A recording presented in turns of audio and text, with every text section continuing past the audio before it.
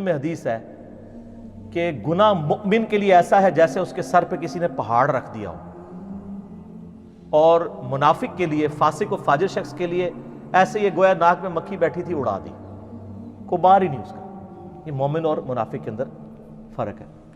باقی جو کبیرہ گناہ ہیں یہ واقعی صرف توبہ سے معاف ہوتے ہیں، اور جو چھوٹے گناہ ہیں وہ بغیر توبہ کے بھی اللہ تعالیٰ خود سے معاف کر دیتا ہے، اور اس کے لیے اللہ تعالیٰ نے ذریعہ بنایا ہوا ہے نیک اعمال کو۔ اس حوالے سے اگر آپ سورہ نساء کے اندر ایک آیت مبارکہ ہے، بڑی کرٹیکل ہے، وہ غالباً 31 نمبر ہے۔ اعوذ باللہ من الشیطان الرجیم، بسم اللہ الرحمن الرحیم۔ ان تجتنبوا کبائر ما تنہون عنہ، اگر تم ان بڑے بڑے گناہوں سے بچ جاؤ گے جن سے تمہیں منع کیا گیا ہے، نکفر عنکم سیئاتکم، تو اللہ تعالیٰ چھوٹے گناہ ویسے ہی معاف کر دے گا۔ اللہ اکبر۔ وندخلکم مدخلا کریما، اور تمہیں ہمیشہ کی عزت اور اکرام والی جگہ میں یعنی جنت کے اندر داخل کرے گا۔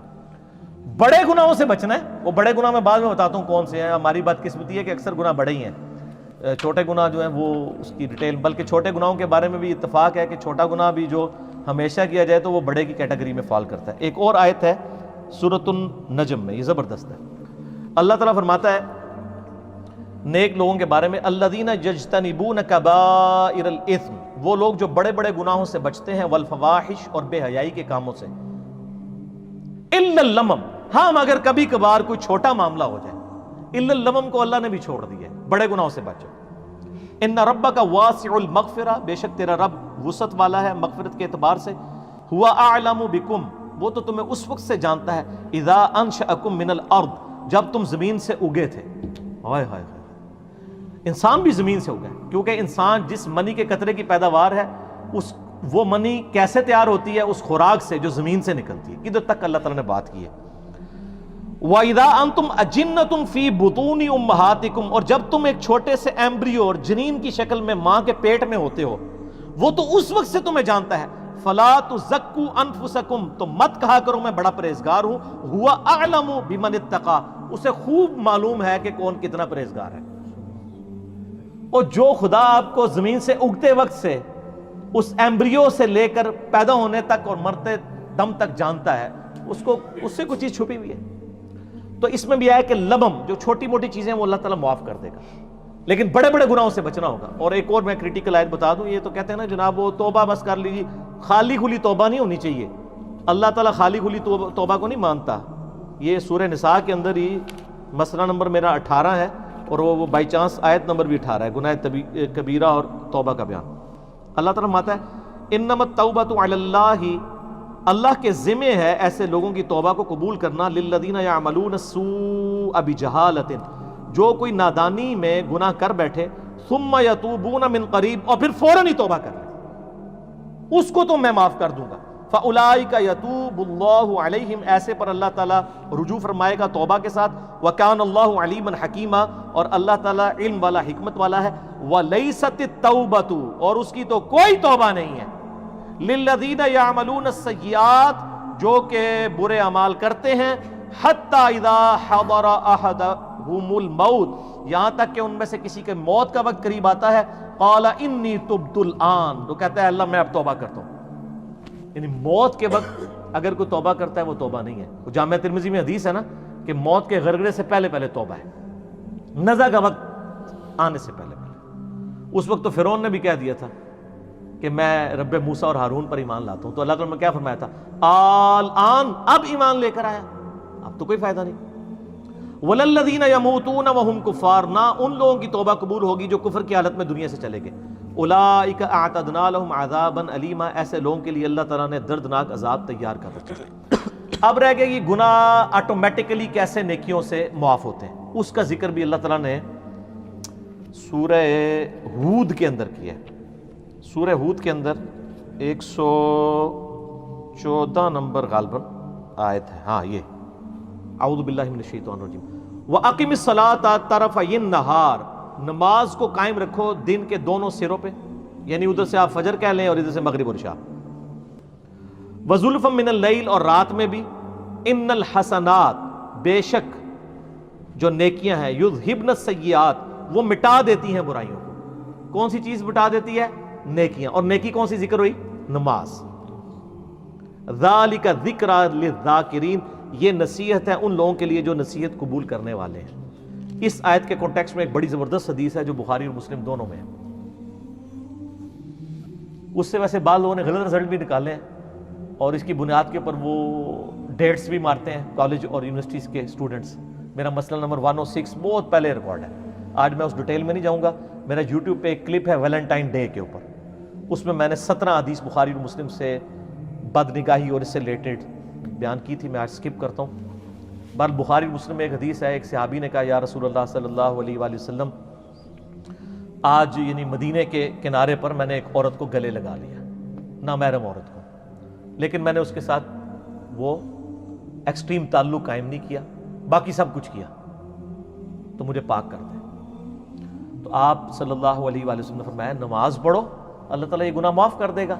اور پھر آپ نے یہ سورہ ہود کی آیت نمبر 114 تلاوت کی کہ نماز کو قائم رکھو دن کے دونوں کناروں کے اوپر اور رات کے اوقات میں بھی، بے شک نیکیاں برائیوں کو مٹا دیتی ہیں.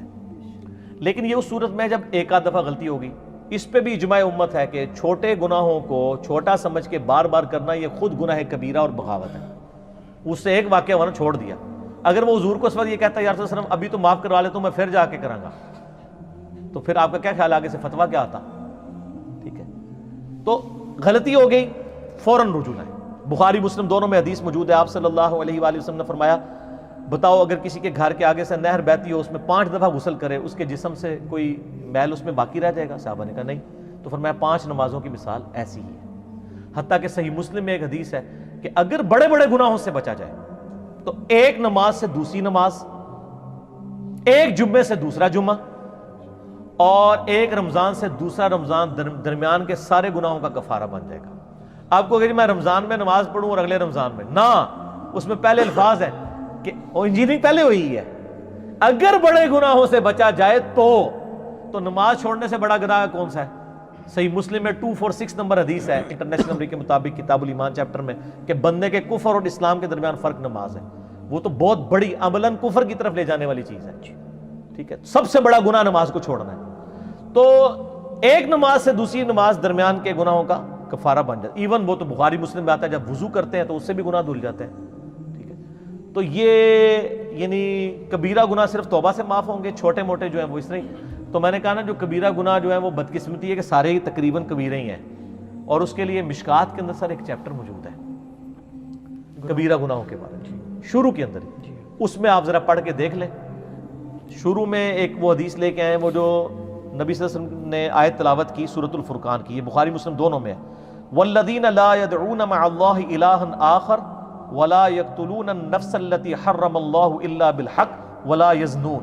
3 گناہ نبی علیہ السلام نے بیان کیے سورۃ الفرقان پڑھ کے کہ وہ لوگ جو اللہ کے ساتھ کسی کو شریک نہیں ٹھہراتے، یعنی شرک سب سے بڑا گناہ.